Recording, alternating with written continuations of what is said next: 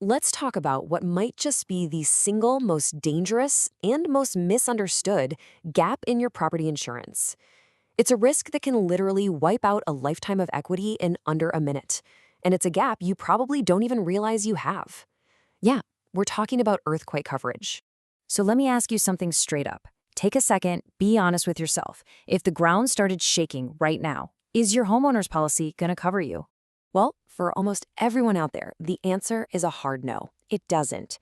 Your standard home, condo, even your renter's policy, they all explicitly exclude earthquake damage. So if you haven't gone out and bought a separate, specific policy for it, you're completely on your own. So why? Why is this gigantic risk just left out? Well, it really comes down to the nature of the beast. Unlike a single house fire, which is, isolated, an earthquake creates what the industry calls catastrophic concentrated losses. We're talking about entire cities getting damaged all at once. That's a level of risk that's just too big, too extreme for standard policy to handle. So, to get covered, you have to get a totally separate, specialized product. Sometimes it's a whole new policy, but more often it's an add-on, or what the insurance world calls an endorsement to your existing home insurance. But either way, let's be clear. Without it, you're flying solo. And hey, please don't make the mistake of thinking, oh, that's just a California problem. Sure, states like California and Washington, they're definitely high risk.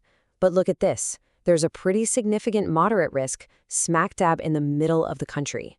We're talking about the New Madrid fault line. That affects Missouri, Tennessee, and Arkansas. So yeah, this is absolutely a nationwide concern. All right, so let's say you do decide to get a policy. What are you actually buying? What's under the hood? Let's break it down. Okay, any decent policy is really built on these 4 pillars. First, and this is the big one, is dwelling coverage. This is what rebuilds the actual structure of your house, the foundation, walls, you name it. Next up, personal property. That's for replacing everything inside. Your furniture, your electronics, all your stuff. But here's the thing. While your house is being rebuilt, where are you going to live? That's where number 3, loss of use, comes in. It covers things like hotel bills or a temporary rental. And finally, debris removal. This one's huge and so often overlooked. It pays for the massive cost of just clearing the rubble so you can even start to rebuild. Now, here is an absolutely critical piece of this that most people just completely miss. Code upgrades. Think about it. Building codes are always getting stricter, right? If your home is leveled, you can't just rebuild it the way it was in, say, 1985. You have to build it to today's much higher and much more expensive safety standards. If you don't have specific code upgrade coverage, that difference in cost, that's coming straight out of your pocket. Ouch. Okay, but it's just as important to be real about what's not covered.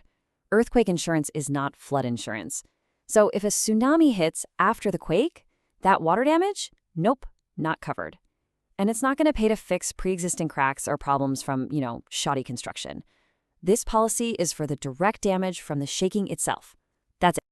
Okay, everybody lean in for this one. We're about to hit the single most misunderstood and, frankly, the most shocking part of earthquake insurance. If you remember only one thing from this whole explainer, please make it this. It is all about the deductible. So when you hear deductible, what pops in your head?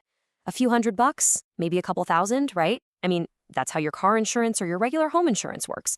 But this is a totally different ballgame. And this right here just lays out the difference perfectly. Your typical deductible is a small, flat dollar amount, easy. An earthquake deductible, oh no, it's a percentage, a big percentage of your home's total insured value.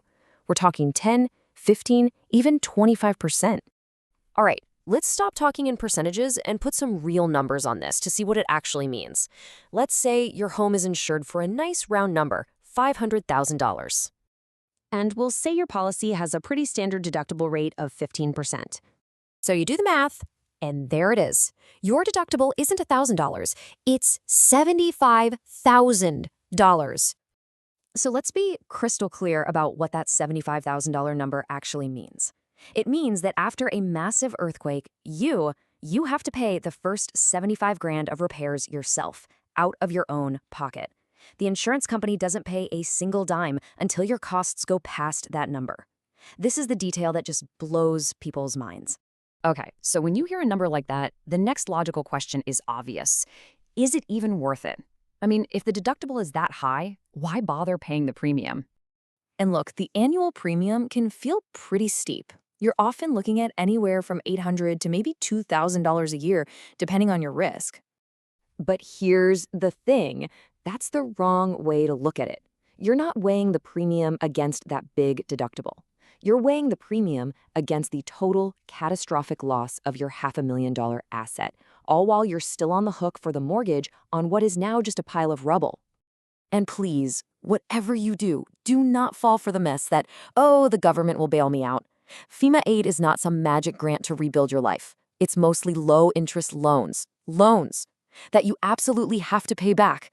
It is not, and I repeat, not a substitute for insurance.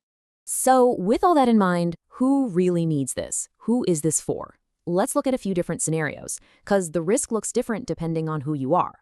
This chart really breaks it down nicely. If you're a homeowner, your risk is pretty obvious, right? You could lose your house and every penny of equity you've built up over the years. For a landlord, it's a nasty double whammy. You've got the cost to repair the building, plus you're losing all that rental income while it's being fixed. And hey, if you're a renter or a condo owner, don't think you're off the hook. Your landlord's policy, it only covers the building. It does not cover your stuff. A renter's quick policy is what saves all of your personal belongings from becoming a total loss. Look, at the end of the day, this isn't about fear-mongering or being scared of the big one. This is just about smart financial planning. It's a calculated business decision to protect what is probably the biggest asset you'll ever own. So we'll leave you with this final thought. Decades of savings, of hard work, of building equity in your home, all of it can be erased in less than 60 seconds. So the real question you have to ask yourself is this: is my financial footing solid enough to withstand that kind of shock?